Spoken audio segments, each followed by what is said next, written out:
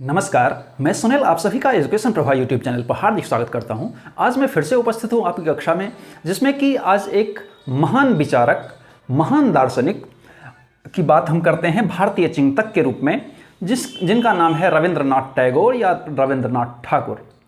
अगर हम इनके बारे में बात करें तो इनके बारे में जितनी भी बातें की जाए बहुत ही कम पड़ जाएगा, और हम आज इनके बारे में अर्थात रविंद्रनाथ ठाकुर के बारे में संपूर्ण वृत्तांत आज हम प्रस्तुत करेंगे। इनका शिक्षा में क्या योगदान रहा, मुख्य रूप से हम लोगों को यही पढ़ना है कि इनका शिक्षा में क्या योगदान रहा, इनके दर्शन किस प्रकार के थे।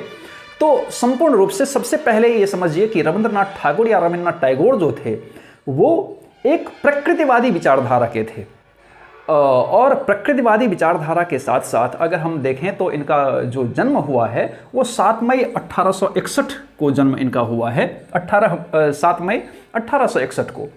और फिर इनके बारे में अगर कहा जाए तो अगर इनका बचपन देखा जाए तो बचपन में इनके जो पिता थे देवेंद्रनाथ टैगोर, वो भी काफ़ी प्रसिद्ध हस्ती हुआ करते थे, विद्वान हुआ करते थे और समाज सुधारक भी हुआ करते थे। इनके पास संपत्ति की कोई कमी नहीं थी। अगर हम देखें तो इनके पिता से ही ब्रिटिश साम्राज्य के बहुत ही करीब माने जाते हैं इनके परिवार। इनका जन्म कलकत्ता में हुआ था, ये आप सभी को पता है। और साथ में अगर हम इनके बारे में देखें तो ये महान चिंतक हुए, महान दार्शनिक हुए हैं, महान शिक्षा शास्त्री हुए हैं, महान लेखक, महान कवि, महान संगीतकार वगैरह वगैरह, इनके बारे में महान चिंतक, ये सब सारी इनकी विधाएं थीं। अगर हम देखें तो इनकी जो शुरुआत हुई है अर्थात प्रारंभिक शिक्षा की अगर हम बात करें तो प्रारंभिक शिक्षा इन्होंने इंग्लिश स्कूल से चालू की है, सेमिनरी स्कूल से चालू की है, लेकिन वहाँ पर इनका मन नहीं लगता है, और मन नहीं लगने के पश्चात इनको वहाँ से हटा लिया जाता है और इनको एक नॉर्मल स्कूल में एडमिशन करवा दिया जाता है। जब एडमिशन करवा दिया जाता है तो ये उन्हीं नॉर्मल स्कूल में ये ब्रिटिश कालीन शिक्षा के संपर्क में, परंपरागत जो शिक्षा थी ब्रिटिश कालीन शिक्षा, उसके परंपरागत शिक्षा के क्रम में इनको वहाँ पर उनके संपर्क में आए हैं और इनको कटु अनुभव हुआ है, जिसके पश्चात इन्होंने एक संपूर्ण रूप से धर्म और समाज को सुधारने का एक प्रकार से मन बना लिया है। और फिर अगर हम देखें तो इनका 1877 में अगर प्रारंभिक शिक्षा की बात करें तो प्रारंभिक शिक्षा हालांकि इनका स्कूल में नाम लिखा दिया गया था, लेकिन फिर भी इनका बहुत ज़्यादा वो वहाँ पर शिक्षा दीक्षा नहीं हुई। इनका मुख्य रूप से घर पर ही प्रारंभिक शिक्षा दी गई, क्योंकि इनके पास धन संपत्ति की कोई कमी नहीं थी, और इन्होंने अंग्रेजी, बांग्ला, संस्कृत, उर्दू बहुत सारे विधाओं में इन्होंने शिक्षा ली है। और मुख्य रूप से अगर देखा जाए तो नाम मात्र स्कूल था, लेकिन मुख्य रूप से घर पर ही इनकी प्रारंभिक शिक्षा ली गई। अब 1877 में ये लॉ की शिक्षा प्राप्त करने के लिए विलायत जाते हैं, और वहाँ पर उनका मन नहीं लगता है और फिर वहाँ से ये वापस आ जाते हैं। आप इसी क्रम में देखेंगे तो 1911 ईस्वी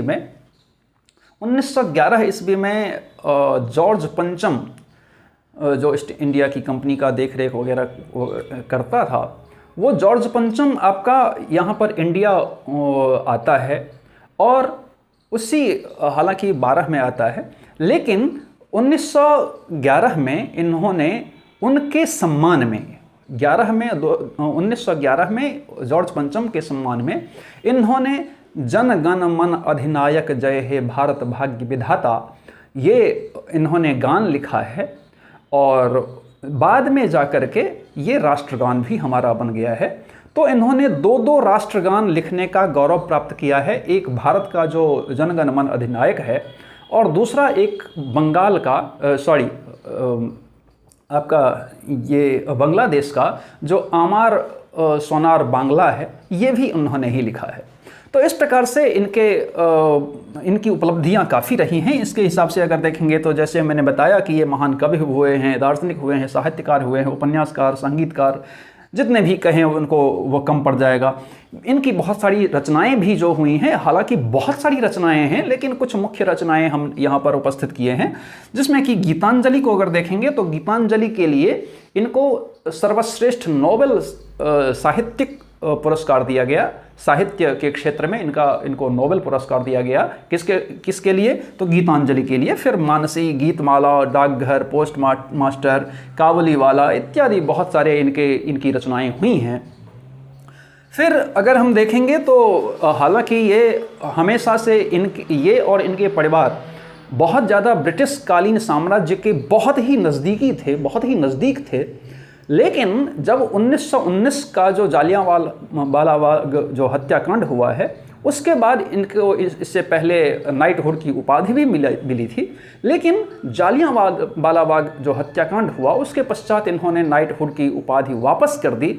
तो ऐसा कहा जा सकता है कि 1919 से पहले ये बहुत ज़्यादा संपर्क में, या उनके समर्थक किसके?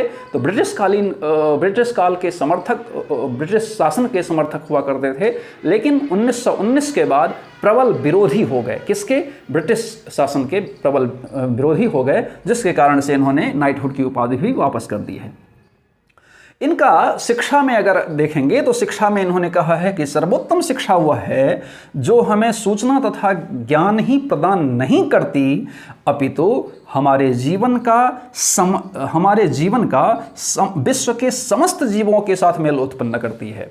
अर्थात हम अगर देखें तो इनका ये केवल शिक्षा नहीं कि केवल वो बोझिल शिक्षा, सूचना, ज्ञान एकत्रित करना, ये सब केवल यही शिक्षा नहीं है, बल्कि मुख्य रूप से शिक्षा वह है जो सबके साथ परस्पर सहयोग, विश्व बंधुत्व की भावना, राष्ट्रीय एकता को क्या करे, उसके राह में वो सहायक सिद्ध हो, ऐसा उन्होंने कहा है।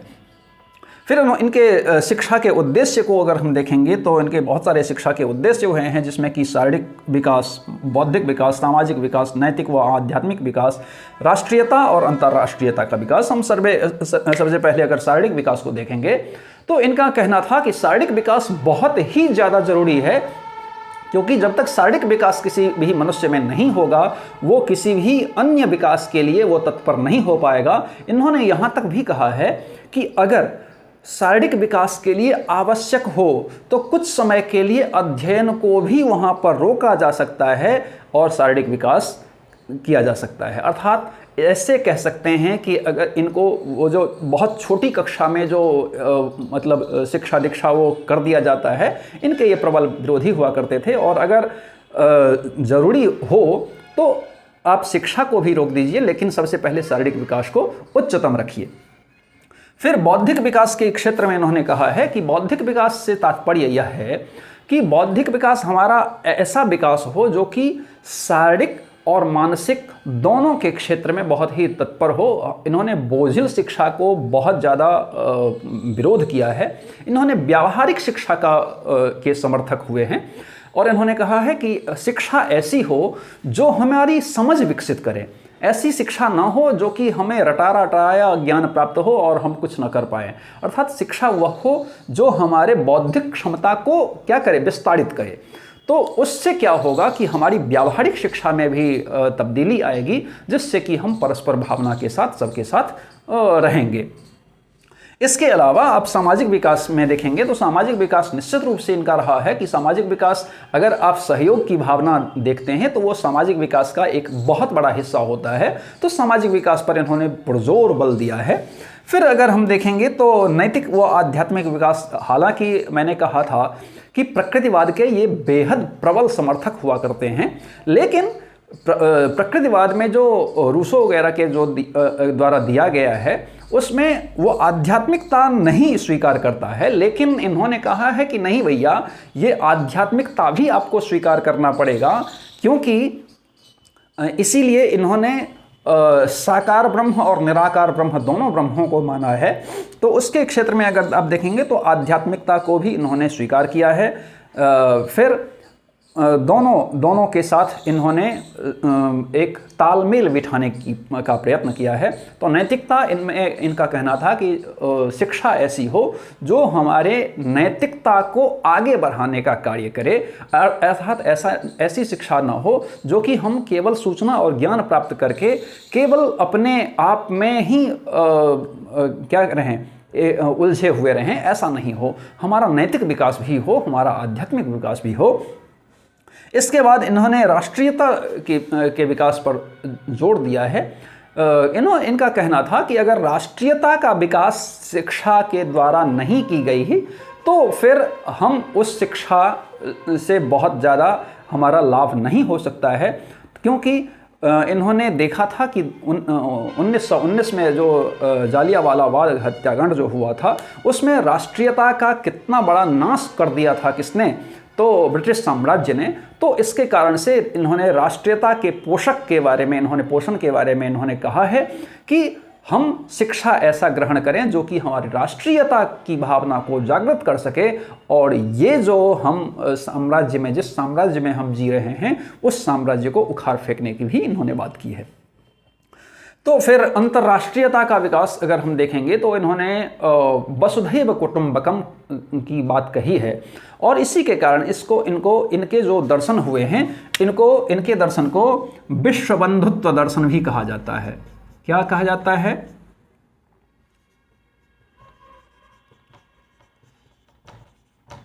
विश्व बंधुत्व या विश्वबोध। विश्वबोध दर्शन या विश्व बंधुत्व दर्शन भी कहा जाता है, क्योंकि इन्होंने कहा है कि ये वसुधैव कुटुंबकम, ये जो वसुधा है, पृथ्वी है, ये हमारे कुटुंबक के समान है, हमारे सहयोगी के समान है, हमारे रिश्तेदार के समान है। तो इसके कारण से इनके जो क्या हुए हैं, शिक्षा के जो उद्देश्य हुए हैं वो अंतर्राष्ट्रीयता का विकास भी। फिर आप देखेंगे शिक्षण विधियों में, तो जैसे कि मैंने कहा कि ये प्रकृतिवादी थे, तो इसके कारण से इन्होंने भ्रमण पर बहुत ज़्यादा जोर दिया है, क्योंकि भ्रमण से बहुत ज़्यादा नजरें खुलती हैं, या फिर आप ऐसा कहते हैं कि सहयोग की भावना जागृत होती हैं। फिर वाद विवाद, फिर प्रश्नोत्तर, क्रियाविधि वगैरह के इन्होंने प्रबल समर्थक हुए हैं। फिर हम देखेंगे कि ये जन शिक्षा और स्त्री शिक्षा के पोषक हुए हैं, लेकिन सह शिक्षा के अत्यंत विरोधी हुए हैं। ये सह शिक्षा बिल्कुल पसंद नहीं करते थे। फिर अगर हम देखेंगे तो 1901 में इन्होंने एक स्कूल की स्थापना की जिसका नाम था शांति निकेतन। एक छोटे से स्कूल की स्थापना की है, शांति निकेतन की स्थापना की, जो कि आज के समय में काफ़ी प्रसिद्ध है।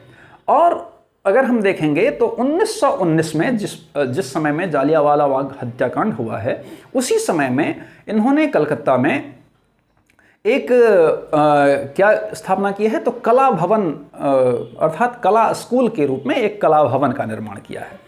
तो कला भवन का जो निर्माण किया है, जिसको जो 1921 में विश्व भारती विश्वविद्यालय जो आज है उसका हिस्सा बन चुका है, उसका हिस्सा बन गया। तो हम ऐसा कह सकते हैं कि इनके द्वारा कला भवन की जो स्थापना की गई वो बाद में चल करके 2 साल बाद में चल करके विश्व भारती विश्वविद्यालय का एक हिस्सा बन चुका था। और हम इनके बारे में अगर बात करें तो ये संपूर्ण रूप से प्रकृतिवादी हुआ करते थे, और इनकी जो मृत्यु हुई है वो 7 अगस्त 1941 को इनके एक महान पुत्र की मृत्यु हो गई, जो कि नोबेल विजेता भी रहे और एक बहुत प्रमुख शिक्षा शास्त्री रहे हैं। तो मुझे लगता है कि कम समय में आप रविंद्रनाथ टैगोर के बारे में आप बेहतर ढंग से जाने होंगे। इसी प्रकार से पढ़ने के लिए आप एजुकेशन प्रभा यूट्यूब चैनल को सब्सक्राइब कीजिए, लाइक कीजिए, शेयर कीजिए, और साथ ही बेल आइकन को ज़रूर प्रेस कीजिए ताकि आपको आने वाली सभी वीडियो मिलती रहे। धन्यवाद।